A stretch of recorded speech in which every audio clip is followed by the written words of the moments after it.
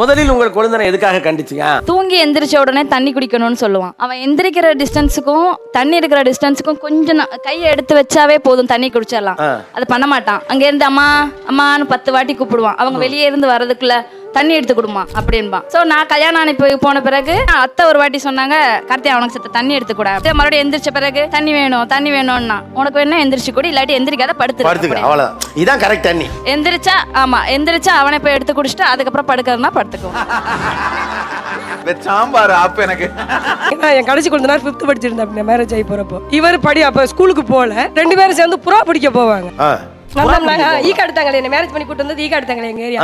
நம்ம பக்கத்துல போய் புறா பிடிச்சிட்டு வருவாங்க. போய் மாமனார் வந்தாலும் அடிப்பாரு. அதுக்குள்ள அவங்களை போய் தேடி கண்டுபிடிச்சு அவங்க கூட்டு வரணும். அதுக்கு தேடி தேடி போவாங்க டெய்லியும். அதுக்கு சத்தம் போடுவேன். அசிங்கமாய் போச்சு குமார். 87 மேரேஜ் பண்ணி இன்னைக்கு நான் 2024 இருக்கிறேன்னா நான் இருக்கிறேன். ஏன்னா நான் அந்த அளவுக்கு கெட்டவனா இருந்தேன். அப்போ பெண்ணே கொடுக்க மாட்டேன்ட்டாங்க சார். குறைஞ்ச பார்த்து 25 இடத்துல பொண்ணு பார்த்தாங்க. எல்லாத்தையும் நான் சொல்லிட்டு எனக்கு பொண்ணே வேணா, என்னை விட்டுட்டா நீ, நான் எங்கன்னா சன்னியாசியா போயிரு அப்படின்னு. எங்க மாமியார் கொஞ்சம் கஷ்டம் கொடுப்பாங்க, இல்லைன்னு சொல்லல, எல்லா கஷ்டமும் இருக்கும். அதனால இது கொடுக்குற எனக்கு பாசம் தான் அதிகமா இருக்கும்.